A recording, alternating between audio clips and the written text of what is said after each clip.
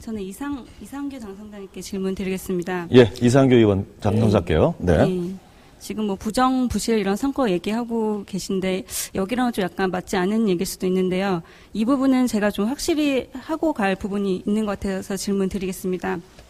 그 당권파의 종북주의에 대해서 지금 많은 국민들의 의문을 많이 갖고 있습니다. 그리고 이런 일련의 어떤 통진단 사태의 근본적인 원인 중에 하나가 그 당권파의 종북주의 때문이 아닌가 이런 좀 의혹이 있는데요. 그 북한 인권이나 3대 세습, 북핵과 같은 이런 주요 사안에 대해서 이상규 당선자님의 정확한 입장, 그 뭐 종북보다 종미가 문제다 이런 식의 말돌리기가 아닌 정확한 입장 표명해 주셨으면 감사하겠습니다. 네, 이 의원님. 예. 먼저 종북이라고 하는 말이 이 횡행하는 거에 대해서 참 아직도 그 군사 독재 시절에 남북의 이제 대치가 아주 벼랑 끝같이 되었던 그런 이제 색깔론이 계속 재현되고 있다는 점에 대해서는 아주 전 유감입니다. 이거 저희 뭐 선거운동 기간에도 이게 계속 그 불거지고 제기가 되었던 바가 있고요. 사실 여전히 남아 있는 사상 검증 그리고 양심의 자유를 옥죄어 가고 있는 것이기 때문에 저는 그러니까 이런 어떤 그 형태의 질문과 그러한 그 어떤 프레임 이 자체가 상당히 문제가 있는 거라고 생각합니다. 이게 첫 번째고요. 그다음에 두 번째는 저도 한 번 평양을 방북할 그런 기회가 있었는데 가서 본 저의 느낌은 그랬습니다. 굉장히 회색빛이더군요. 예, 콘크리트에 색칠을 안 해가지고 굉장히 회색빛이었습니다. 그리고 그 남쪽에서 쭉 살아온 진보 운동을 한 제가 가서 보기에 굉장히 좀 충격적이었어요. 그런 대목은. 그러니까 술의 경우에도 술은 참 괜찮은 것 같은데 이걸 이렇게 옆으로 기울이거나 거꾸로 들어보면은 이게 셉니다.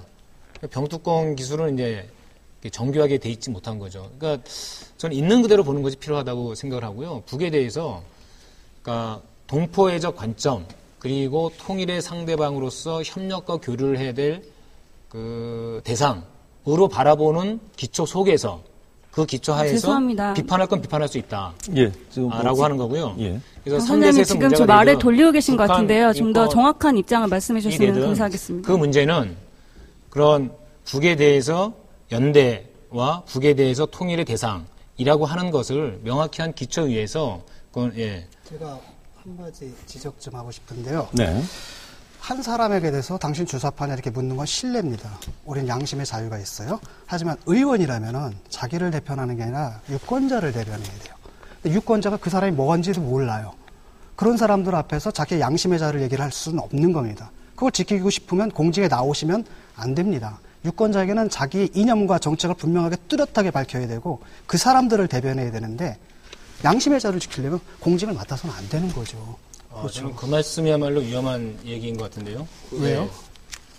그 예를 들어가지고, 예. 예컨대 국민들은 의구심이 있거든요. 저 사람의 사상에 대해서. 의구심이 있는데 그 사람은 사상에 대해서 아무 얘기를 안 하는데 왜 표를 달라고 합니까? 만약에 내가 표를 줬는데 그 사람이 가가지고 그 과정 자체가 선거의 검증 과정이죠. 근데 그 선거의 검증 과정에서 바로 저런 질문이 나왔을 때 명확하게 답변을 해 주셔야 된다는 거고. 그러니까 그래서 저 질문에 대한 답변 때문에 저에 대한 지지 여부를 국민들이 자유롭게 선택할 수 있는 겁니다.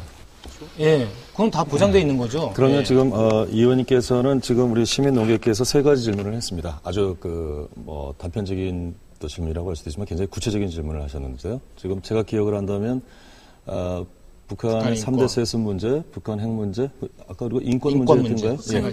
이 세 가지를 지적하셨는데 진 교수님 입장에서는 그 공당의 의원이시고 개개인의 헌법기관이시니까 그 본인의 어떤 대북 안보관에서는 국민들이 알 권리가 있다라는 그런 주장을 하셨습니다. 지금 이런 주장이신데 이 세 가지에선 답변을 유보하시겠다는 건가요? 그럼에도 불구하고. 그러니까 이제 이 세 가지에 대한 질문 자체가 네. 그러니까 사상 검증과 그 다음에 남과 북이 대치하고 있는 상황에서 이것을 평화적인 관계로 끌어갈 것인지 그렇지 않고 이거를 더욱 악화되는 관계로 갈 것인지 이분법적으로 이렇게 재단하는 것이기 때문에 질문 자체가 옳지 않다고 보는 것입니다. 근데 우리가 예.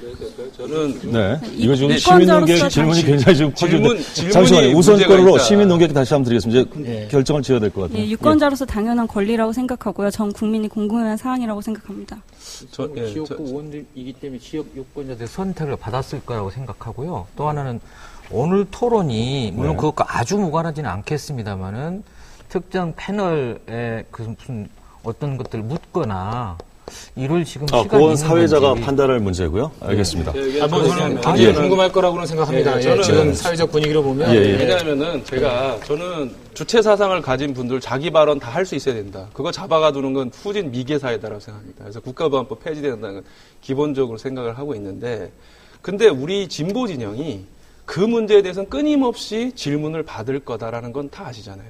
예를 들면 이정희 대표도 질문을 받았고, 제가 볼 땐 진보 진영에서 정말 몇 안 되는 대중성을 가진 분이었는데, 예를 들면 3대 세대에서 발언하지 않는 것이 나의 신념이다. 그래서 일단 그 부분에 있어서 의구심을 가진 사람들이 생겨났던 것 같아요. 근데 그거는 발언하지 않을 수도 있는 거예요. 그리고 이번에 이 내부적인 어떤 이렇게 통합진보당 문제 때문에 굉장히 지금 어려운 지경에 처해 있는데, 저는 그런 측면에서 보면은, 예를 들면 지금은 통합진보당에 가서 안타깝지만 저희 진보신당 조승수 대표가 옛날에 연평도 그 폭격이 있었을 때 그 북에 대해서 강력하게 비판했습니다. 하지만 그 이틀 후에인가 있었던 그 대북 결의안, 전쟁 군사적 수단까지도 동원할 수 있는 대북 결의안에 대해서 또 유일하게 반대 표명을 했어요. 당시 민노당의 이정희 의원이나 어느 의원, 김선동 의원도 그에 대해서 기권을 했지 예. 반대하지 못했습니다. 유일하게 조승수 대표가 그 반대를 했는데 이유는 규탄을 하더라도 이것이 군사적 확장까지 갖고 있는 규탄은 안 된다라고 얘기했는데,